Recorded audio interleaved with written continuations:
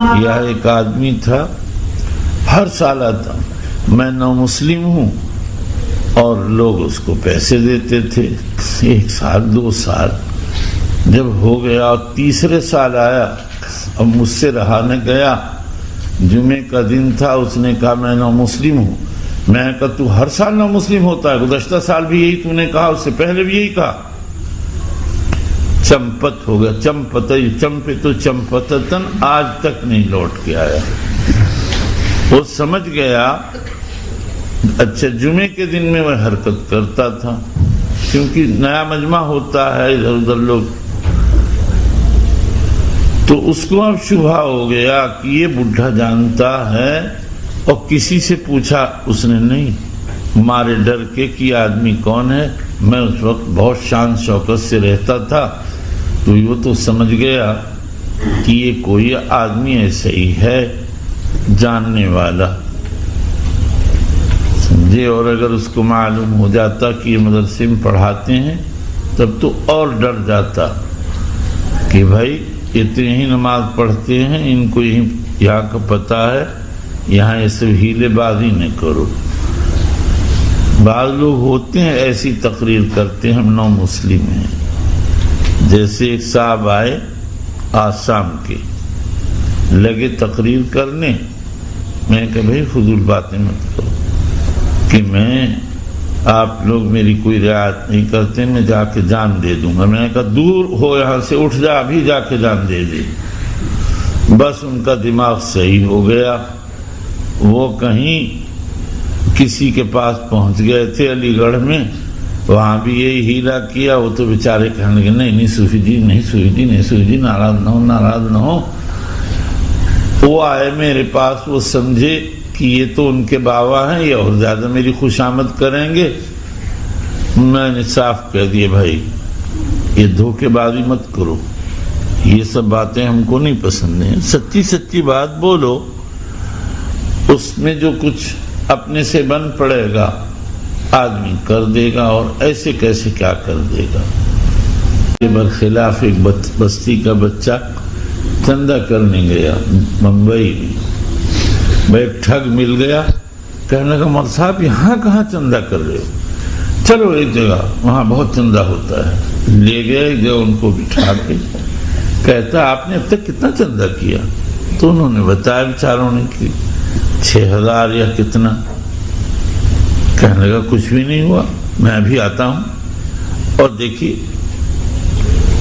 میرے نام 6000 کی رسید کاٹ دیجیے، اور یہ اپنے 6000 دیجیے، میں بڑے نوٹس کے لا رہا ہوں۔ انہوں نے اٹھا کے دے دیا ان کو، اور چپ بیٹھے ہیں آدھا گھنٹہ، 1 گھنٹہ، 1.5 گھنٹہ، 2 گھنٹہ، 3 گھنٹہ جب ہو گیا تو کوئی آدمی گزرا، اس نے کہا مول صاحب یہاں کیوں آپ کھڑے ہیں؟ کہ وہ ایک صاحب نے یہ کہا تھا کہ ارے بھائی وہ اب لوٹ کے تھوڑے آئیں گے، وہ تو لے گئے جو کچھ آپ کے پاس لے جانا تھا۔ تو وہ بچہ کہتا تھا کہ میں بہت پریشان ہوا، پھر اپنے کسی رشتہ دار کے یہاں گیا، بستی ضلع کے، کہ مجھے اتنے روپے دے دو، میں آہستہ آہستہ ادا کروں گا۔ اس کی تنخواہ بھی 200-300 تھی۔ تو وہ بڑے سمجھدار تھے، انہوں نے کہا تم کب تک ادا کرو گے، یہ تو بمبئی ہے۔ مطلب یہ ہے کہ بمبئی میں تو اس طرح کے ٹھگ بہت ہوتے ہیں، کچکے ہوتے ہیں، چھیننے جھپٹنے والے ہوتے ہیں، نہ معلوم کئی بار یہ حادثہ پیش آئے گا، تم کہاں تک ادا کرو گے۔ ان کو سمجھایا تو سمجھ گئے، پھر بیچارے بہت پریشان، ان کے محترم صاحب بھی آئے ہوئے تھے۔ کہتے تھے کہ میں جب محترم صاحب کے یہاں گیا تو میری زبان نہیں کھلتی تھی، لیکن ڈرتے ڈرتے پریشان ہو کہ میں نے سب قصہ سنا ہے۔ ان کا کوئی پریشانی کی بات نہیں، وہاں تو بچوں دن میں چھین لیتے ہیں، سمجھ میں آیا نا۔ بمبئی میں ڈکیت پھرتے رہتے ہیں، اور ایسے ویسے پھرتے رہتے ہیں۔ میں تو یہ کہہ رہا تھا کہ بھائی ایک آدمی ایسے اخلاق کا بھی ہوتا ہے کہ وہ دھوکہ بازی نہیں کرتا، سچ بولتا ہے، اور سچ میں اس کی زبان اس لیے نہیں کھلتی کہ وہ غلطی کی وجہ سے ایسا ہو گیا۔ تو اخلاق سیکھو. دھوکہ بازی اور لوگوں کو مرعوب کرنا یہ کوئی کمال کی بات نہیں. سب سے اچھا بچوں کمال ہے اللہ کے سامنے جا کے رو لو. مسجد میں 2 رکعت پڑھو کہ اللہ ہم پھنس گئے ہیں تو کہیں سے راستہ نکال دے. اور اللہ ایسے ہیں بچوں ایسے راستہ نکالتے ہیں کہ انسان کی عقل وہاں تک رسائی نہیں کر پاتی ہے. وہ اللہ ہی راستہ نکالتے ہیں. تم کیا جانو. میں جدے میں بیٹھا کئی سال ہوا, نہ میرا کوئی جاننے والا نہ پہچان, نہ میری اتنی طاقت کہ میں اپنا بیگ اٹھا سکوں. میں نے اپنے مالک سے اپنی عاجزی پیش کی کہ اللہ میں بہت کمزور ہوں, میرا ہوگا کیا. اور بچوں کیا تمہیں بتاؤں کہ اللہ کی نصرت کیسے آتی ہے. بالکل میں یہ سوچ رہا تھا کہ یہ سہارنپور نہیں جو کوئی میرے ہاتھ سے بیگ لے لے گا. ابھی یہ سوچنا مکمل نہیں ہوا تھا کہ فوراً ایک جوان آیا, اس نے بیگ اٹھا لیا اور لے کر کے جا کے بس پہ پہنچا دیے. میں نے اس سے پوچھا آپ کہاں کے ہیں, کہ میں مدینہ شریف کا ہوں. پھر آیا ایک تسبیح مجھے دے گیا کہ میرے لیے دعا کریے گا.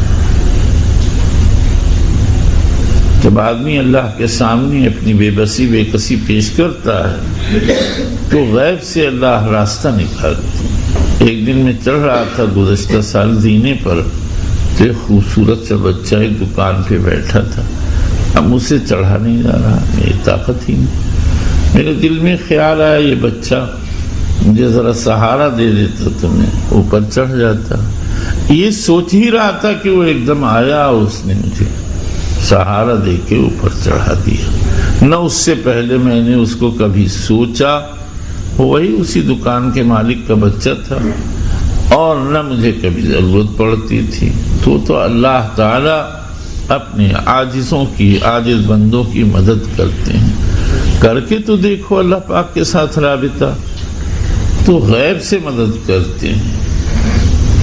اور ان کے اتنے خزانے ہیں اور ایسے راستے ہیں کوئی نہیں. اور بچوں لالچ سے دل پر اپنے کو بچاؤ. کچھ رکھا نہیں ہے لالچ میں کہ مجھے یہ مل جائے, مجھے وہ مل جائے, میں یہ پہن لوں, میں یہ کھا لوں. اپنے پر قناعت کرو, اس میں تمہاری عزت ہے, اس میں تم کو آرام ملے گا.